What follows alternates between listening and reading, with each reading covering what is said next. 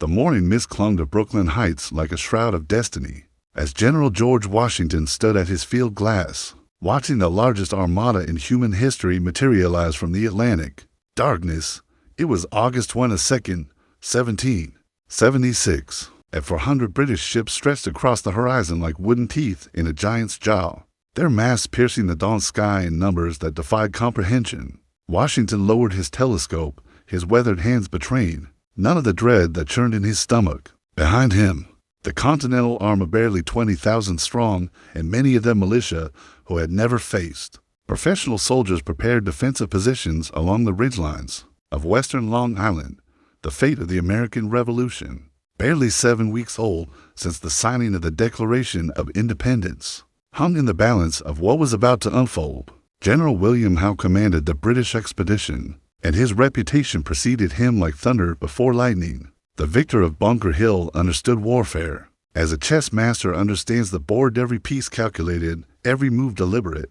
His brother, Admiral Richard Howe, controlled the naval forces that now turned New York Harbor into a British lake. Together, the Howe brothers commanded over 30,000 professional soldiers and 9,000 Hessian mercenaries, the finest military force ever assembled in North America.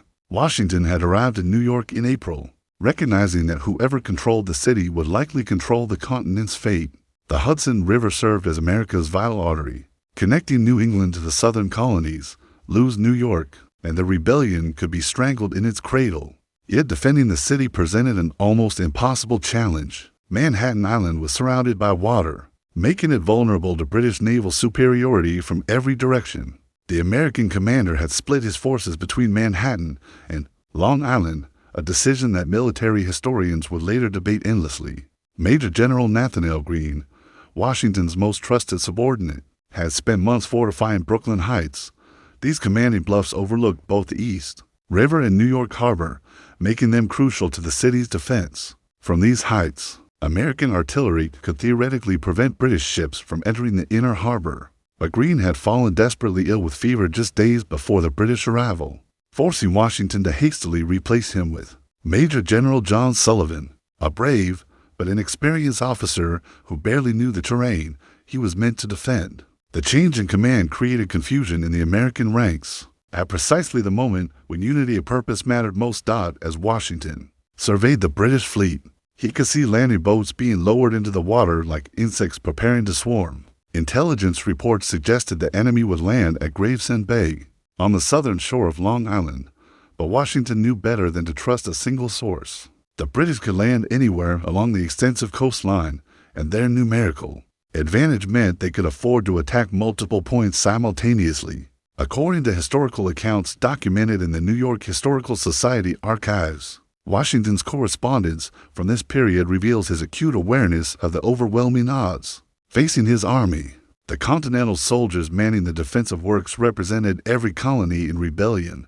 There were Massachusetts Minutemen who had fought at Lexington and Concord, Pennsylvania riflemen whose accuracy was legendary, and Maryland regiments whose discipline rivaled European professionals. Yet for all their courage and individual skill, they remained largely an amateur force facing the most professional military machine in the world. Washington's aide-de-camp, Alexander Hamilton, approached with dispatches from the various regimental commanders. The young artillery officer's face was grave as he reported the defensive preparations. The Americans had established 3 main defensive lines, an outer perimeter along the beaches, a second line following the wooded ridges of the heights of Guan, and a final stronghold on Brooklyn Heights itself. As the morning sun climbed higher, burning away the mist, the full magnitude of the British force became visible.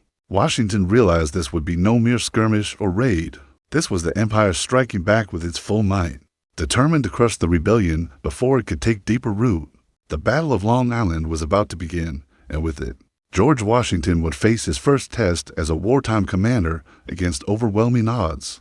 By noon on August 22nd, the British landing had begun in earnest. From his observation post on Brooklyn Heights, Washington watched through his spyglass as red-coated soldiers poured onto the beaches at Gravesend Bay like scarlet ants from a disturbed hill. The sight was both magnificent and terrifying. Row upon row of professional soldiers disembarking with mechanical precision, their equipment gleaming in the summer sun. General William Howe had chosen his landing site with characteristic cunning. Gravesend Bay lay at the southern tip of Long Island, far from the main American defensive positions, but close enough to Brooklyn to threaten Washington's entire force. The beach was wide and undefended, allowing the British to establish a secure foothold without opposition. Within hours, entire regiments had formed up on Long Island soil, their regimental colors snapping in the ocean breeze. The Hessian contingent landed alongside their British allies, and their arrival sent ripples of unease through the American ranks. These German mercenaries had earned fearsome reputations in European conflicts, known for their discipline, their distinctive brass-fronted caps, and their ruthless efficiency in battle. Colonel Johann Rall commanded the advance elements, his troops moving with the mechanical precision that had made them the most sought-after mercenaries in Europe. Washington faced an immediate strategic dilemma. His intelligence network, still in its infancy, provided conflicting reports about British intentions. Some scouts reported massive troop concentrations moving inland from Gravesend, while others insisted the landing was merely a feint designed to draw American forces away from Manhattan. The fog of war had descended, and Washington found himself making crucial decisions with incomplete information. Major General John Sullivan, still adjusting to his unexpected command, deployed his forces along the heights of Guam according to Greene's original plans. These wooded ridges ran roughly east-west across the center of Long Island, forming a natural defensive barrier between the British landing sites and Brooklyn Heights. Four main passes cut through the heights: the Gowanus Road on the western end, the Flatbush Road in the center, the Bedford Road to the east, and the little-known Jamaica Pass on the far eastern flank. Sullivan positioned his strongest forces to defend the Gowanus and Flatbush passes, recognizing these as the most direct routes to Brooklyn Heights. Brigadier General William Alexander, who claimed the title Lord Sterling, despite America's rejection of aristocratic titles, commanded the western sector with his Maryland and Delaware regiments. These troops were among the Continental Army's finest, well-trained and equipped, with officers who understood European military tactics. The eastern sectors received less attention, partly due to the difficult terrain and partly because Sullivan believed the British unlikely to attempt such a wide flanking movement. This decision would prove fateful. The Jamaica Pass, in particular, remained lightly guarded despite its strategic importance. Local loyalist farmers had informed British intelligence officers about this route, providing detailed maps of roads that most Americans didn't even know existed. Historical records from the British Army Museum in London detail how local intelligence proved crucial to Howe's battle planning, with loyalist guides providing information that proved decisive in the coming engagement. As evening approached on August 26th, Washington made the difficult decision to cross from Manhattan to Brooklyn with additional reinforcements. The Continental Army now had approximately 10,000 men deployed on Long Island, facing a British force that continued to grow as more ships arrived. The odds were becoming increasingly unfavorable, but Washington believed Brooklyn Heights must be held at all costs. The night of August 26th passed with unusual quiet. British campfires dotted the southern horizon like fallen stars, while American sentries strained their ears for sounds of enemy movement. Both armies knew battle was imminent, yet neither fully understood the other's intentions. Washington spent the night reviewing defensive positions and consulting with his officers, while Howe finalized plans for a complex three-pronged assault designed to crush American resistance in a single devastating blow.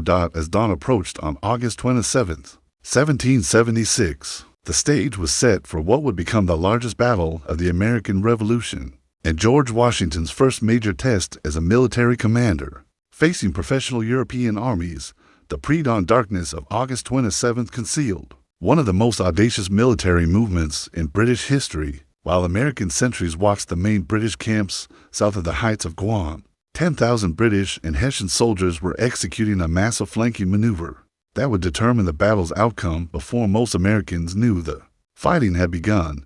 General Henry Clinton, Howe's most aggressive subordinate, had proposed the bold strategy. Rather than launch costly frontal assaults against prepared American positions, the British would divide their forces into three columns. Two diversionary attacks would fix American attention on the Gowanus and Flatbush passes, while the main force executed a wide flanking march through the lightly defended Jamaica Pass. Emerging behind American lines at dawn, the flanking column began moving at 9 o'clock the previous evening, marching through the darkness along country roads known only to local loyalist guys. Clinton personally led the advance, followed by Lord Cornwallis and the elite light infantry companies. Behind them came regiment after regiment of British regulars, their equipment muffled to prevent detection, moving with the silent precision of nocturnal predators.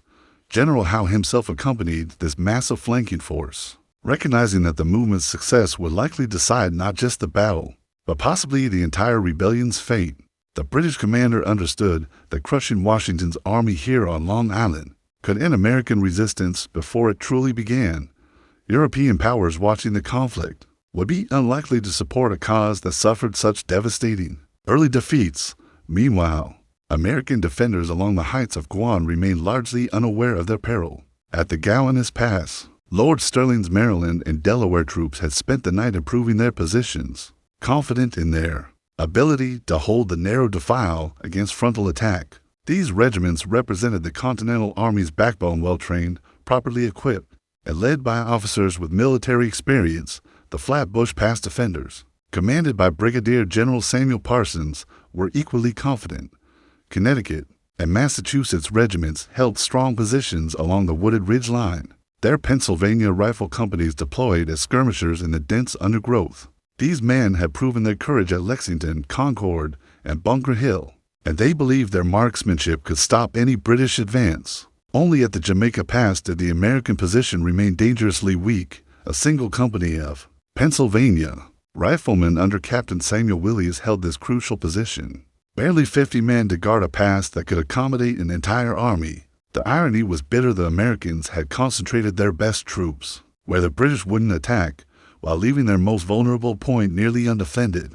At 4:30 in the morning, Captain Willis's sentries heard the unmistakable sounds of a large force approaching through the pre-dawn gloom. Horse hooves, rattling equipment, and marching feet echoed through the Jamaica Pass as Clinton's advance guard emerged from the darkness. The American riflemen fired a few shots before being overwhelmed, but it was too late. The trap had already closed. According to military records housed at the William L. Clements Library at the University of Michigan, British tactical planning for Long Island demonstrated sophisticated understanding of American defensive weaknesses. By sunrise, the British flanking force had completely turned the American position.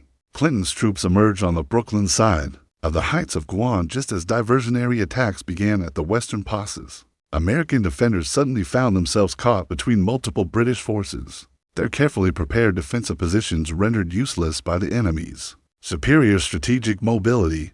From Brooklyn Heights, Washington heard the sounds of battle erupting simultaneously across the American front. Artillery fire echoed from the Gowanus Pass, where Hessian forces under General Leopold Philip D. Heister launched their assault against Stirling's positions. Musket volleys crackled from the Flatbush Pass as British regulars engaged Parsons's Connecticut troops, but most ominously, firing could be heard from behind the American lines, where no enemy should have been able to penetrate. The realization hit Washington like a physical blow. His army had been outmaneuvered and was now caught in a massive tactical trap. The Battle of Long Island had begun with the Continental Army already facing potential annihilation, and Washington's first major test as a wartime commander was rapidly becoming a disaster that could end the American Revolution before it truly started. The morning sun of August 27th revealed the full scope of the tactical disaster befalling the Continental Army. As British forces emerged from the Jamaica Pass behind American lines, Washington realized his carefully planned defense had collapsed into chaos. Within hours of battle commencing, the trap was closing with mechanical precision, and thousands of American lives hung in the balance. Lord Stirling, commanding the Maryland and Delaware regiments at the Gowanus Pass, found himself facing an impossible situation. His front remained engaged with Hessian forces attacking from the south, while British regulars now approached from behind.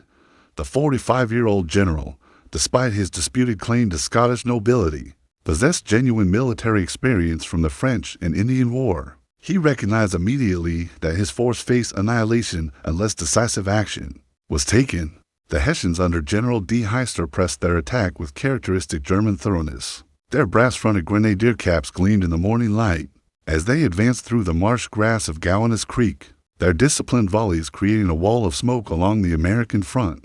These professional soldiers had fought in European campaigns where quarter was rarely given. and they approached the American rebellion as they would any other military problem. Requiring solution through superior firepower and discipline, Sterling made the fateful decision to sacrifice his command to save what remained of the Continental Army. Turning to Major Mordecai Gist of the 1st Maryland Regiment, he issued orders that would echo through American military history. Good God, what brave fellows I must this day lose. The Maryland troops, numbering approximately 400 men, were ordered to fix bayonets and assault overwhelming British positions. To buy time for other American forces to escape, the 1st Maryland Regiment's charge across Gowanus Creek became legendary for its desperate courage. These soldiers, many of them educated gentlemen from Baltimore and Annapolis, advanced into certain death against British positions along the old stone house near Gowanus Bay. Their blue and buff uniforms, modeled after Washington's own military dress, made them conspicuous targets as they splashed through the marshy creek bottom under withering enemy fire. Major Gist led his men in 6 separate assaults against British positions, each attack growing smaller as casualties mounted. The British defenders, professional soldiers of the 23rd Regiment of Foot, stood firm behind prepared positions, their disciplined volleys cutting down the attacking Americans with mechanical efficiency. Yet the Marylanders continued their attacks, buying precious time with their blood. Contemporary accounts preserved in the Maryland Historical Society describe the 1st Maryland sacrifice as one of the war's most heroic episodes, with casualty rates exceeding 70% among the regiment's officers. General Cornwallis, commanding the British forces near the old stone house, later wrote that he had rarely witnessed such determined courage from amateur soldiers. The Maryland attacks, though ultimately futile, demonstrated that American troops could fight with desperate valor when properly led and motivated. This lesson would not be lost on British commanders planning future campaigns. As the morning progressed, the tactical situation continued deteriorating for American forces across the entire front. At the Flatbush Pass, General Parsons's Connecticut, troops found themselves surrounded as British flanking forces completed their envelopment. Many of these New England soldiers had never faced professional European armies. A panic began spreading through their ranks as they realized their predicament. Washington, watching the battle unfold from Brooklyn Heights, faced the most agonizing decision of his military career. Every instinct demanded he reinforce his trapped soldiers. Yet sending additional troops into the developing disaster would only increase American casualties. Without changing the battle's outcome, the Continental Army's commander was learning his first harsh lesson about the limits of courage. When facing superior strategy and overwhelming numbers, the Gowanus Creek soon ran red with American blood as Sterling's sacrifice played out to its bitter conclusion. Of the 400 Maryland troop who began the morning, only 9 would survive unwounded. Lord Sterling himself was captured while attempting to rally his decimated command, becoming one of the battle's most prominent prisoners. By noon, the Battle of Long Island had become a rout, with American forces streaming back toward Brooklyn Heights in disorder. Washington's first major engagement as commander-in-chief was rapidly becoming a catastrophe that threatened not just his army, but the entire cause of American independence. By late afternoon on August 27th, the full magnitude of the disaster became clear to Washington as he surveyed the battlefield. From his command post on Brooklyn Heights, scattered American units streamed back from the heights of Guam in complete disarray, many having abandoned their weapons in panic during the retreat. The carefully planned defensive system had collapsed in a single morning, leaving nearly 3,000 Continental soldiers dead, wounded, or captured. The casualty reports arriving at Washington's headquarters painted a grim picture of American losses. The 1st Maryland Regiment had been virtually annihilated, with Major Gist one of the few officers to survive the desperate charges at Gowanus Creek. Connecticut regiments from the Flatbush Pass had suffered similar devastation, their ranks shattered by the British flanking movement. Even more troubling, many of the captured Americans were the Continental Army's most experienced officers, and non-commissioned officers, men whose knowledge and leadership would be irreplaceable. General Sullivan himself had been captured during the morning's chaos, taken prisoner while attempting to rally his retreating forces near the Bedford Pass. His loss left American command structure in shambles at precisely the moment when clear leadership was most desperately needed. Washington found himself commanding not an army, but the remnants of one, trapped on Brooklyn Heights with the British fleet controlling the surrounding waters. Howe's victory had been as complete as any European battlefield triumph. British casualties, numbered fewer than 400 men, while American losses exceeded 3,000, a devastating ratio that demonstrated the gulf between professional and amateur armies. More significantly, the British had achieved their strategic objective of trapping Washington's force against the East River, where surrender or annihilation seemed the only remaining options. Yet Washington refused to consider surrender, despite the counsel of several subordinate officers who recognized their hopeless situation. The 44-year-old commander understood that capitulation at this early stage would likely end American resistance before European powers could provide meaningful support. The cause of independence hung by the slenderest thread, and that thread was Washington's ability to preserve what remained of the Continental Army. The British, surprisingly, did not press their advantage immediately.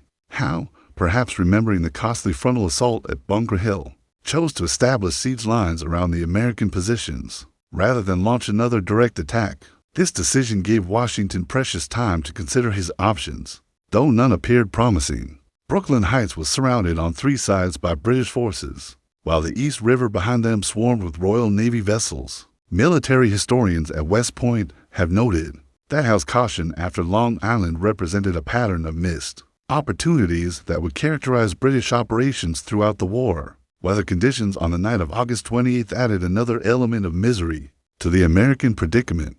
A cold rain began falling, turning the defensive works into muddy quagmires and soaking the already demoralized soldiers to their skin.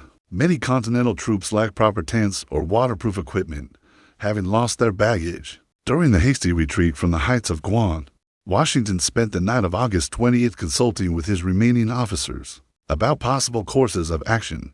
Colonel John Glover of Massachusetts, whose regiment consisted largely of experienced fishermen and sailors from Marblehead, suggested that evacuation across the East River might be possible under cover of darkness. The idea seemed desperate, but desperation had become the Continental Army's constant companion. The logistics of evacuating 9,000 men across a body of water controlled by the enemy appeared almost impossible. Any evacuation would require boats, experienced watermen, and perfect weather conditions, none of which seemed available. Yet as Washington studied maps of the East River, he began to see possibilities that others had missed. The river's tricky currents and frequent fogs might provide natural concealment for a carefully planned withdrawal. By dawn on August 29th, Washington had made his decision. Rather than await certain capture or destruction, the Continental Army would attempt one of military history's most audacious evacuations. The success or failure of this desperate gamble would determine whether the American Revolution survived its first major test or died on the shores of Long Island before it could truly begin. The decision to evacuate Brooklyn Heights required Washington to orchestrate one of the most complex military operations in American history, while surrounded by overwhelmingly superior enemy forces. Success demanded perfect coordination, absolute secrecy, and favorable weather conditions that seemed unlikely given the recent patterns of wind and rain. Yet failure meant certain capture or destruction of the entire Continental Army, effectively ending the American Revolution in its infancy. Colonel John Glover's Marblehead Regiment became the key to Washington's desperate plan. These Massachusetts fishermen possessed intimate knowledge of coastal waters and small boat handling that would prove invaluable during the coming evacuation.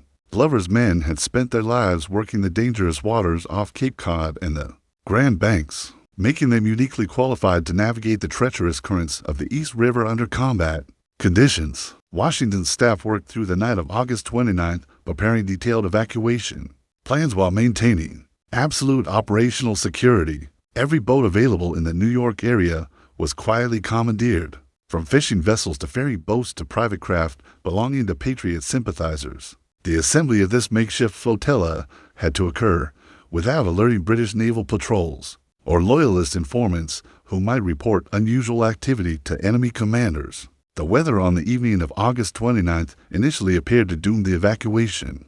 Before it began, strong winds from the northeast created dangerous conditions on the East River, making small boat operations extremely hazardous. Washington watched the Whitecaps building on the water and realized that attempting the evacuation under such conditions would likely result in massive casualties from drowning, even without enemy interference. Then, around 11 o'clock that night, the wind suddenly shifted to the southwest and died to almost complete calm. The East River's surface became mirror smooth, creating ideal conditions for the evacuation flotilla. Washington recognized this meteorological gift and immediately ordered the evacuation to commence. Knowing that weather conditions could change again without warning, the first boats began shuttling troops across the East River just after midnight.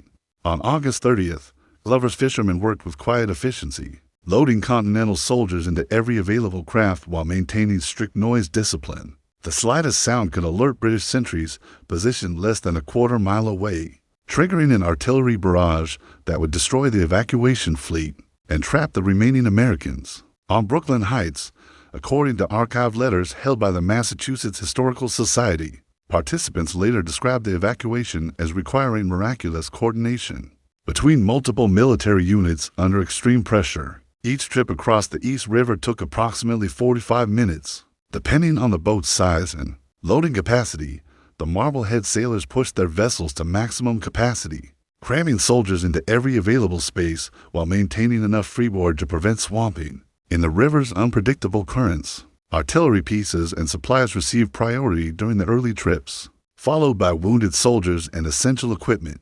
Washington established his command post at the ferry landing, personally supervising the evacuation while maintaining communication with his regimental commanders still holding the perimeter positions. The American lines had to appear normal to British observers, requiring many units to maintain their positions until the final evacuation boats arrived.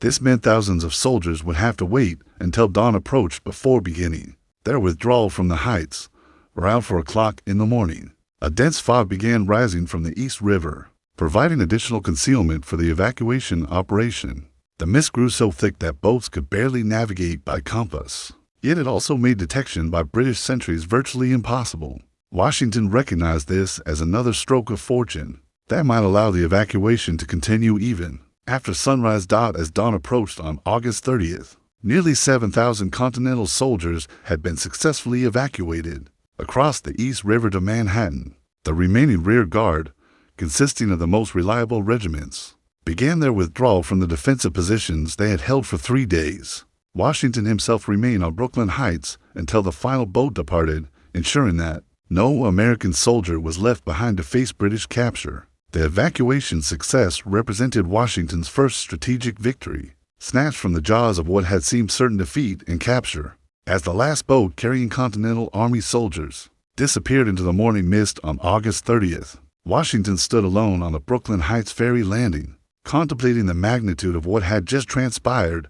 The evacuation's success had preserved the Continental Army from certain destruction, but the Battle of Long Island remained a crushing defeat that would reshape both Washington's understanding of warfare and the entire trajectory of the American Revolution. The British discovery of the empty American positions came just hours after the final evacuation boats reached Manhattan. General Howe's advance scouts, probing the suspiciously quiet American lines, found only abandoned defensive works and smoldering campfires. The entire Continental Army had vanished during the night, completing one of military history's most successful strategic withdrawals under the noses of vastly superior enemy forces. Howe's reaction to the American escape reflected both professional admiration and strategic frustration. His tactical victory at Long Island had been complete. British forces had outmaneuvered and outfought their American opponents using classic European military principles. Yet the strategic objective of destroying Washington's army remained unfulfilled, allowing the rebellion to continue despite its devastating battlefield defeat. Washington spent the weeks following Long Island conducting a thorough analysis of the battle's lessons, recognizing that his survival as commander-in-chief depended on learning from his mistakes. The defeat had exposed fundamental weaknesses in American military organization, intelligence gathering, and tactical coordination that required immediate attention if the Continental Army hoped to survive future engagements against professional European forces. The intelligence failure that allowed British forces to exploit the Jamaica Pass represented perhaps the most serious American shortcoming. Washington's spy network had proven inadequate for gathering reliable information about enemy movements, while British intelligence had benefited enormously from local loyalist support. Future operations would require dramatically improved reconnaissance capabilities and better understanding of local geography and political sympathies. Command and control problems had also contributed significantly to the American defeat. The last-minute replacement of General Greene with Sullivan had created confusion at precisely the moment when unified leadership was most crucial. Washington recognized that he needed more experienced subordinate commanders and better staff systems for coordinating complex military operations across extended fronts. Contemporary analysis from the papers of George Washington, published by the University of Virginia, reveals Washington's systematic study of the Long Island defeat and his efforts to implement lessons learned in subsequent campaigns. The battle had also demonstrated the enormous gulf between professional European armies and American militia forces. British and Hessian troops had executed complex tactical maneuvers with mechanical precision, while American units had frequently broken under pressure or failed to coordinate their movements effectively. Bridging this experience gap would require intensive training and discipline that the Continental Army currently lacked. Yet Long Island had also revealed unexpected American strengths that would prove crucial in the war's later phases.